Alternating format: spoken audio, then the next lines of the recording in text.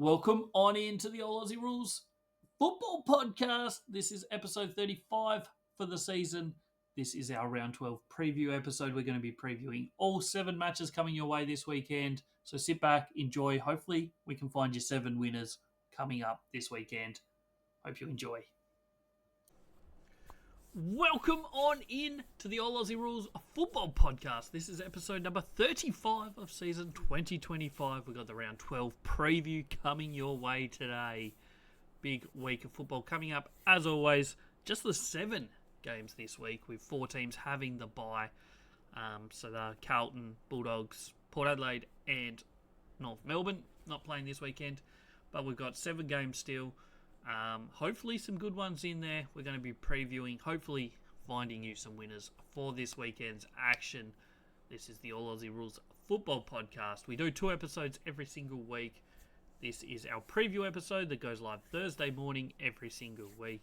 And we have the review episode that comes out every Monday, reviewing all the weekend's action. If you're new here, don't forget to hit that subscribe button, whether you're on Spotify, YouTube, or Apple Podcasts. Hit that follow or subscribe button. Like the video. Comment down below. Let me know your thoughts on the upcoming action this weekend. Other than that, don't forget to also check out the YouTube channel. We do plenty of videos over there as well, other than just the podcast this week and every week. For the next 5 or 6 weeks, we're doing mid-season previews for every team as they reach their bye, basically. So this week there's 4 episodes going out. There's already 2 of them up at time of release of this podcast episode. So both the Bulldogs and Carlton season previews are live on the channel. Not season previews, mid-season reviews. And then North Melbourne and North Melbourne and Port Adelaide, will be going live over the next couple days. Next week, there's going to be 2 more with the 2 teams having the bye next week, and then 4 each week after that for the next 3 weeks. And that will get us through all 18 teams mid-season review episodes. Anything else newsworthy in the football world? We don't go through the news too much here. There's plenty of it, though. In approximately a couple hours of time of recording, so by the time this goes live, well and truly will have been done. It's mid-season draft night.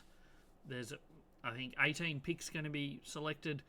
Some teams, like Essendon, taking 4 players, potentially going to be playing the very next day, tomorrow, in their game.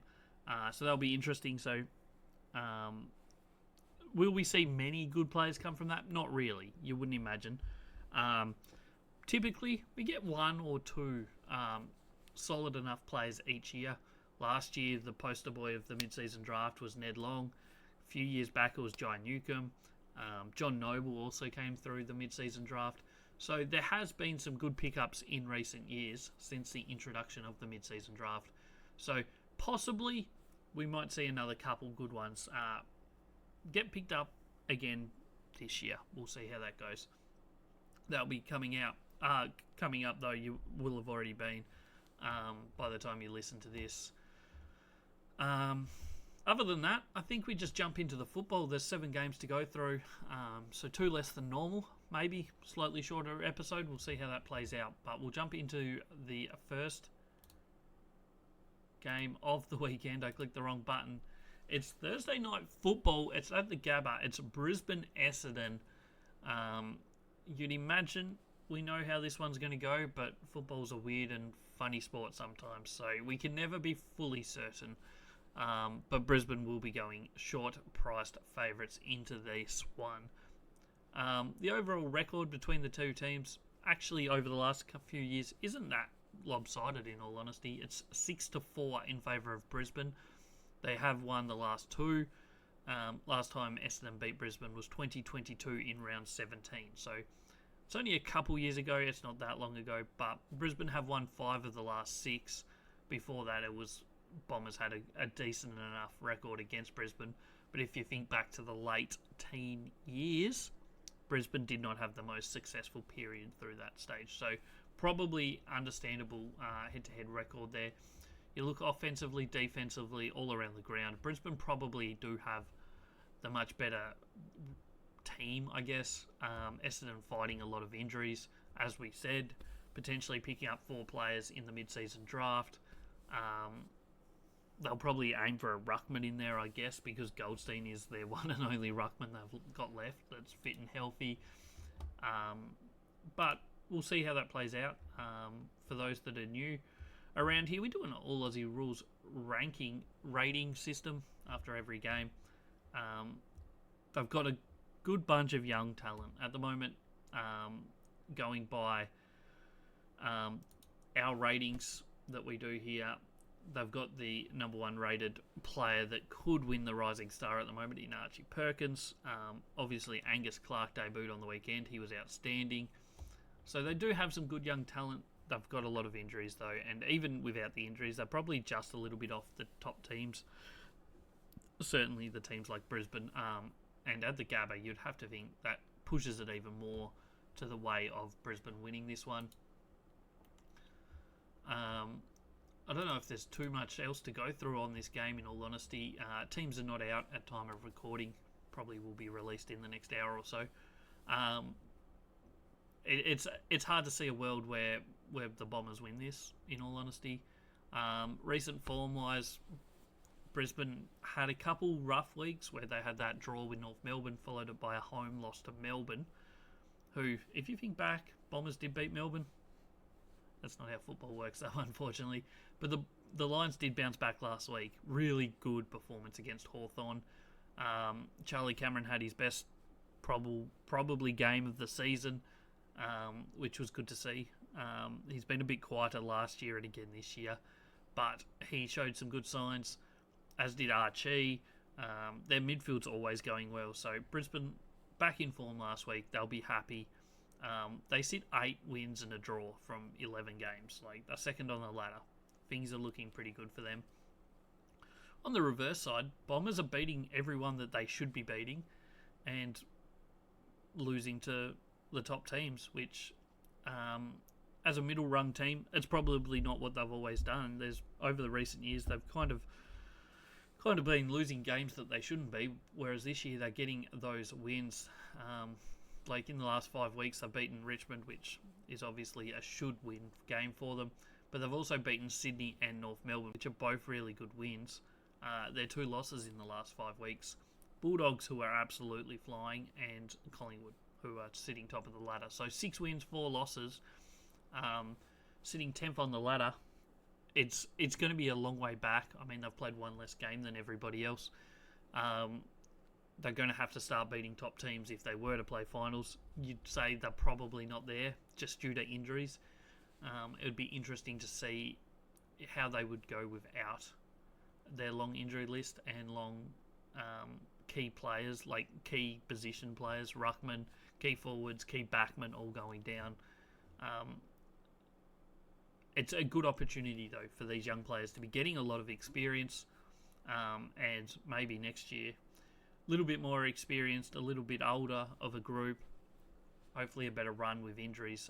Who knows what they could do, but they're certainly showing some solid signs in making sure that they're not losing the games that they should be winning. So that is a good positive for them, but it's hard to see a world where Brisbane don't,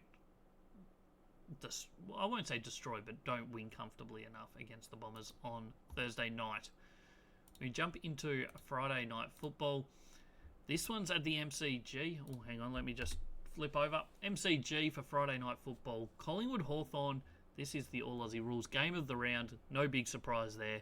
It's first versus 6th on the ladder. What else can you say about it? It should be a good game. Based on what we've seen this year. Hawthorn may be faltering a little bit at times this year, but overall, their record's still pretty good. Collingwood will go in short, like slight favourites, not massive favourites. Across the stats, across the ground, so far this year, Collingwood's attack has been better than Hawthorn's, as has their defence. So that suggests that Collingwood should win it. That's not how football works. Record over the recent years. So the last 10 is 4 for Collingwood, 6 for Hawthorn. Hawthorn have a decent record against Collingwood though. 2023, in the year that Collingwood won the premiership a couple of years back, Hawthorn were the only team that Collingwood did not beat that season. They only met once, but Hawthorn did get the 30-point win. Last year they met twice. The first one was Gather Round, and Collingwood dominated the first half, but Hawthorn played really well in the second half and only ended up losing by 5 points. They met again in round 19 last year, and Hawthorn absolutely dominated it. Won by 60 points in the rain. It was a dominant performance. So recency bias, I guess, kind of points you towards Hawthorn going okay in this one. But over the last 10 matchups, it's 6 for Hawthorn, 4 to Collingwood. So it's not a massive advantage either way in terms of that. What else can we look at in this game? It's first to sixth on the ladder, as we said. 9 wins, 2 losses for Collingwood. 7 wins, 4 losses for Hawthorn. 2 of those losses for Hawthorn have been the last 2 weeks, though. Lost to Brisbane last week, as we said. They lost to the other Queensland team the week before. Up in Darwin, they lost to Gold Coast. Both, certainly the Gold Coast one, very competitive game, so I wouldn't be too stressed about that. The 3 weeks before that, obviously Hawthorn won those 3. All lower ranked teams though. Melbourne, who are starting to play much better football, but then Richmond and West Coast the 2 weeks before that, both in Melbourne. Whereas Collingwood, they're flying. Outside of their week opening round loss against GWS, they've only lost 1 more game, which was now 4 weeks ago against Geelong. In the last few weeks, they've beaten, in that 5-week stretch, they've only beaten one current top 8 team in Adelaide. But Fremantle were on the fringe. They got the job done last week against North Melbourne undermanned. I think we're expecting that they're going to have a lot of ins this week, Collingwood. Obviously had a lot of outs for the last week or 2. So potentially 5 senior players coming back in this week for Collingwood. Makes it a bit of a squeeze.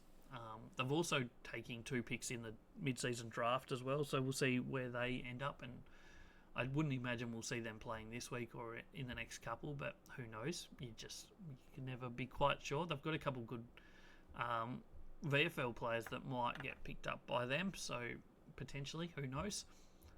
Other than that, I mean, stats, numbers from this year all suggest Collingwood win this one. I'm hesitant to pick them just based on what we saw Hawthorn do to Collingwood late last year. Hawthorn were a better team at that point. Collingwood were out of form. Obviously didn't play finals last year. Whereas this year they're in form, and who knows. But I would imagine this will be a good game. Should be a cracker. Should be game of the round. Friday night. Get in front of your TV or head to the MCG if you got tickets, because it should be a good game. That's basically everything we have for that one. We'll move on to Saturday football. And the first one's Gold Coast v Fremantle. It's up on the Gold Coast People First Stadium. 1:20 kickoff. Gold Coast Fremantle. 3rd on the ladder versus 9th on the ladder. Big game for both teams. Gold Coast can really make a statement here. Fremantle get a win here. They're going to be potentially back in the 8. Back in contention for sure. Their recent form has been interesting. Gold Coast starting pretty heavy favourites based on the fact that it's on the Gold Coast. Fremantle haven't travelled particularly well this year outside of 2 weeks ago when they went to NG Stadium and destroyed GWS. Attacking wise, Gold Coast the much better team. Both teams' defence is pretty similar in terms of numbers, so we'll see how that plays out, whether Gold Coast attack can get over the top of Fremantle's defence. Gold Coast attack probably wasn't spectacular last week against St Kilda, but that's St Kilda football, isn't it? Pretty dour stuff. Head-to-head record 5-5 over the last 10 matchups, so both teams have pretty even contests. However, Fremantle have won 3 of those last 4, including the last 2. Both for the last 2 years. They've only met once, and Fremantle won them both. So there is that to take into account in this one. But both of those games were over in the West. So this is the first time playing a Gold Coast home game against Fremantle. since 2022 when Gold Coast won by 36 points.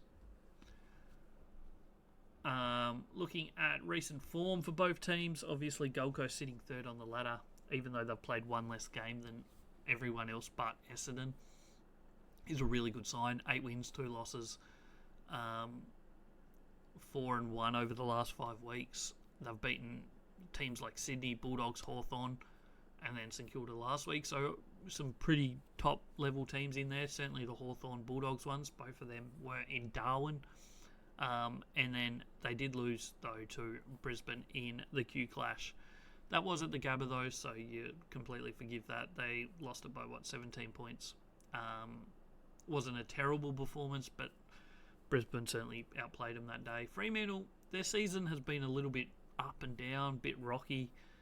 Never really convinced on what they're doing. Kind of a bit like GWS, in all honesty. 5 weeks ago, really good win against Adelaide over in the West. They then got absolutely belted by St Kilda in a terrible performance. Followed that up by losing to Collingwood by 14 points over in the West. Before 2 good performances. Beating GWS quite convincingly at, I can't remember, was it NG Stadium, that one?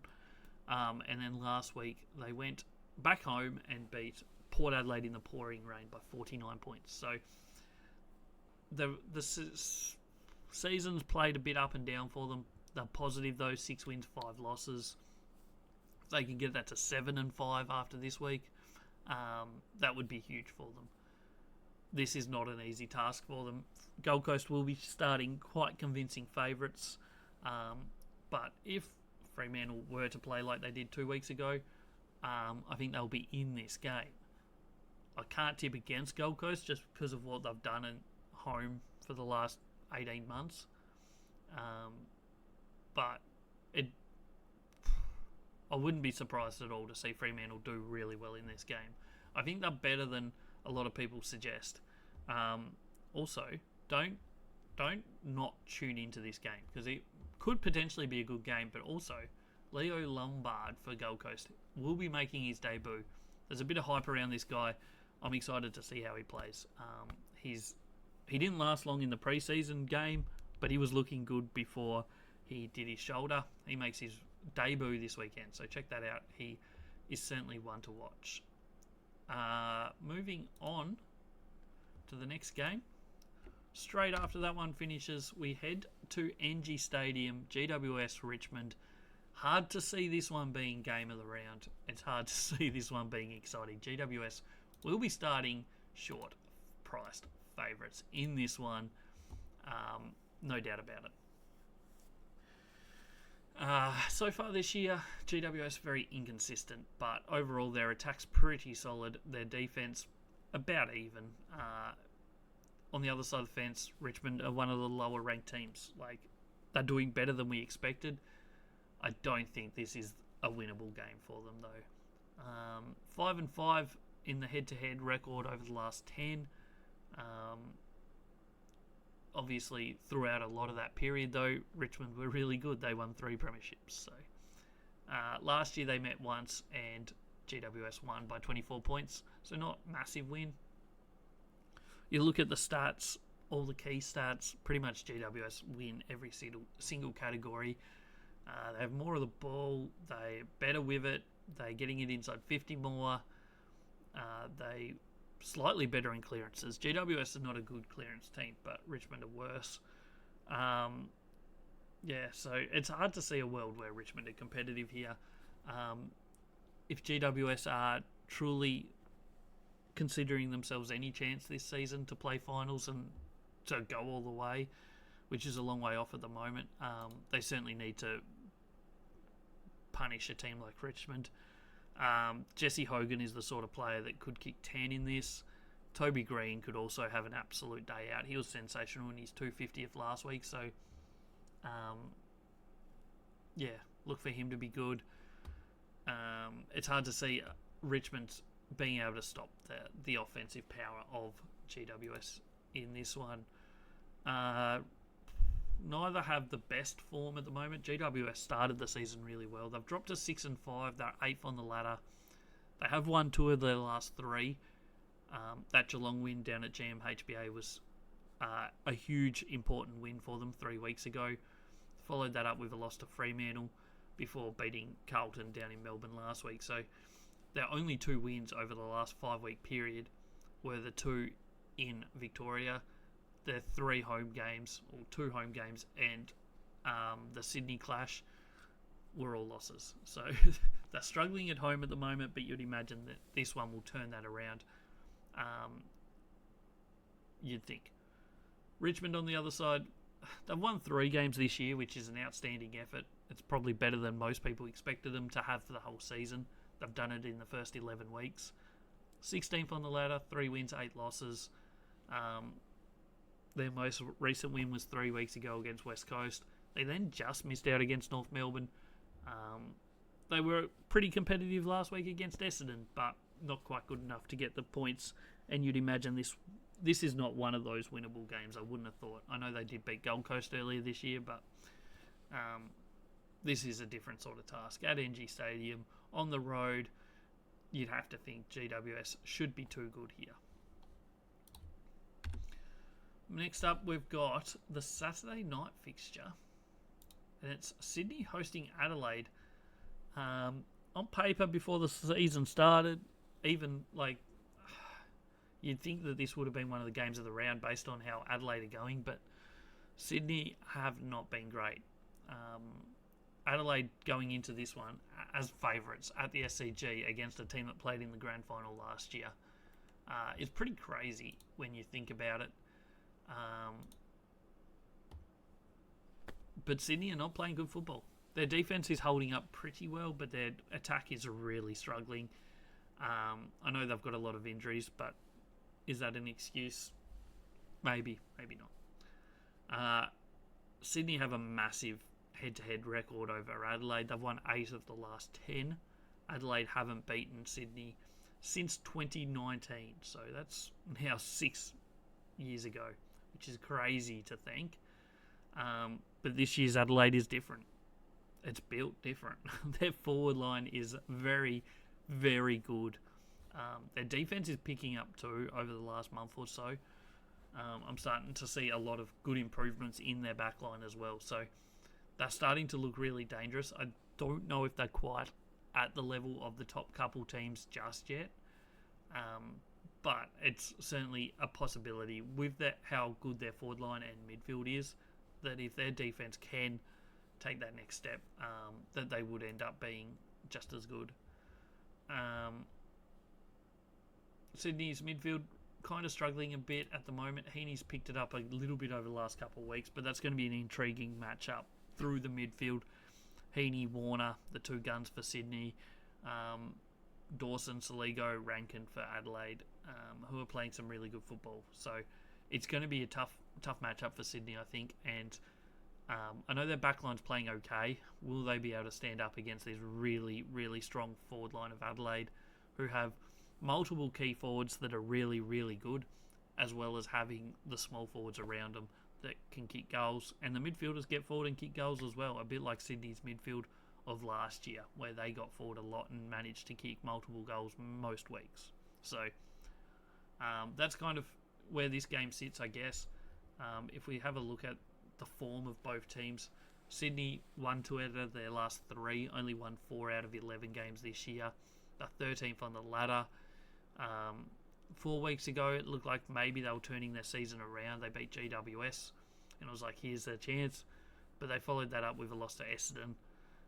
And then last week, they got thrashed by Melbourne in the end.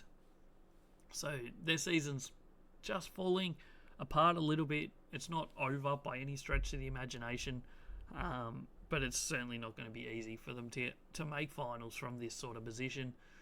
Meanwhile, Adelaide are the reverse. They're 7-4. They're playing some really good football. They've won 3 out of their last 4. That one loss was to Collingwood at the MCG. So, complete forgive that one. They've maybe not beaten the best quality over those 3 wins, though. Carlton in Adelaide. Port Adelaide in the showdown, sorry. I was going to call it the derby. And West Coast last week. So, maybe not the best talent that they're beating over the last 4 weeks, but they're getting the job done outside of that really tough, close loss to Collingwood. So Everything suggests Adelaide should win this. You're always kind of worried with Sydney that they might show up and play a really good game of football because they can play it. They've got the players.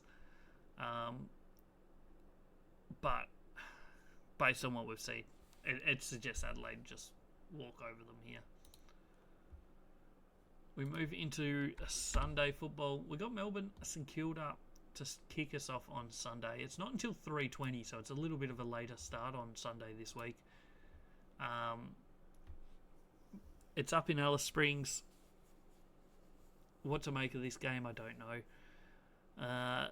St Kilda started the season pretty well. Now they're playing terrible. Melbourne started the season terrible and now are playing pretty good. So that suggests Melbourne should be too strong. Overall, Melbourne's attack for the season's better than St Kilda's, which isn't a surprise. St Kilda are a terrible attacking team. But their defence is also better. So across the field, most of the numbers point towards Melbourne winning this one. Melbourne have won the last 5 matchups between these two teams. The last time St Kilda won against Melbourne was 2019, around 19. So it's been a little bit of a wait for St Kilda fans to get the win over Melbourne, and to be honest, it's hard to see St Kilda winning based on what we've seen over recent weeks. Most numbers point towards the Demons winning this one. Recent form suggested as well. Over the last 5 weeks, Melbourne 4-1, St Kilda 1-4. So exact opposites. It's 11th versus 14th on the ladder, which makes you think, oh, it should be a pretty tight game. But St Kilda got all their wins early, winning 3 out of the first 4 or 5 games that they played. First 4, I think. And then since then have only won 1 game, whereas Melbourne lost their first 5, and then since then have won 5 out of their last 6, with their 1 loss coming up against Hawthorn. So really, really good performance from the D's over the last 6 or so weeks. They've beaten some good teams in there too. Yes, they did have easy wins over West Coast Richmond, and they dominated Sydney last week. But 2 weeks ago, they went up to the Gabba and beat the Lions. That's one of the toughest tests in modern day AFL football. Current football, that's one of the tough tests. And they did it with flying colours after being 20 points down as well in the first half. So to win that one by 11 points was an outstanding effort. Their scoring has picked up. Their defence is looking pretty solid. I think the key thing is that their senior players are really starting to play some good football. Max Gawn is currently number 1 ruckman in the competition. I mean, that's not a surprise. He always has been for the last couple of years at least. But Petrarca and Oliver are really stepped up. They've got some good young players that are coming through. The Langfords, the Lindsays, that are looking good. Chuck in Kyle Chandler up forward, has had some good games. They've got pretty solid backline still, like Stephen May, Lever, these sort of players down back. They've got depth across the ground, and they've been blooding a lot of young players this year. That will put them in good stead for coming years, I think. So some real positives coming out of Melbourne. I don't know if they're good enough to play finals this year, but if they keep this trajectory, they certainly are. It's very Hawthornish from last year. Slow start. Everyone wrote them off. Started to get some wins, but they weren't against much quality, so people still were writing them off. But then confidence grew and grew, and it eventually got to the point where Hawthorn were almost unstoppable and played finals, just missing top 4, finishing 6th, I think. They finished 7th, sorry, but they did win the elimination final. So you just never know. It's a long way to go, and they need to be pretty consistently good. But they're back to 5 and 6 with 12 games to go. Another 6 or 7 wins from those 12, and they certainly will be close to finals. St Kilda, you'd have to think they're a long way from finals. They might come out and win this game, but their style of football, just a lot of things just aren't looking like a team that's going to play finals. I'll be tipping Melbourne in this, and not super confident, but confident enough. I do have a little bit of trepidation. Melbourne played Fremantle at Alice Springs last year and lost by almost 100 points in what was their worst performance of the year. So that's in my head. But I think Melbourne should be way too strong here for St Kilda. at least that's how I see this one playing out. We have one game left, and it ends up being a Sunday night game for Eastern States. It's a 5:20 local kickoff time at Optus Stadium. West Coast Geelong, 7:20 kickoff for this. Eastern States, it's my least favourite time slot for a game of football, just because I have to get a podcast out and I work all day Monday. But that's beside the point. It's West Coast Geelong, 18th on the ladder versus 5th on the ladder. Away team should be heavy favourite here, and you'd think it should be hard for them to lose, just based on the fact that West Coast are not very good. They did play a lot better football over the last fortnight, but this is a tough one. There's no doubt about it. We have a look at the numbers. It's going to be all around the ground. Geelong are just the better team. West Coast play a pretty high handball game, which I can see getting themselves into a lot of pressure against this Geelong team. Geelong have an amazing record against West Coast. They've won 7 of the last 10. They've won the last 5, with 4 of those being kicking scores of over 130. Their last 3, 168 to 75. They didn't win that one by 100 points, but they were 100 points up at half time. West Coast did win the second half. 2023, it was 136 to 89. 2022 was 131 to 46. So the last 3 have been absolute demolitions with really high scoring on the Geelong side of the fence. You'd imagine it's probably going to happen again. Jeremy Cameron quite possibly could kick his 10 in this one. Shannon Neal kicked 5 last week. He might be capable of popping up for another bag as well. It's hard to see how West Coast can defend a Geelong onslaught in this, because Geelong do bully teams. When they find an easy kill, they usually take it. What else do we need to look at in this game? Recent matches between these two teams have all been Geelong home games, but I don't think it would matter too much where they've been, because Geelong have been a good team over the recent 5 or 6 years. West Coast, since basically 2020, have not been much of a good team at all in that period. West Coast, last 5 weeks, they're 1-4. Before that, they obviously hadn't won a game. They're 1-10 for the year. They're 18th on the ladder. That win was at home against St Kilda, but Geelong is a much better team than St Kilda, so I wouldn't read too much into that in hope. The other 4 weeks of the last 5-week stretch, they've lost to Adelaide, top team, Richmond, Melbourne, not top teams, and lost to Hawthorn. So their record's not great. There's no doubt about it. On the other side of the fence, Geelong, they've dropped a couple more games than perhaps we thought they would 6 or 7 weeks ago. They're 7-4 for the year. They've won their last 2, which were really good wins. Last week, obviously, a good win against the Bulldogs was a very good win. Won it by 14 points. Bulldogs maybe consider themselves unlucky that they didn't win it, but it was a competitive game and they got the points, did the Cats.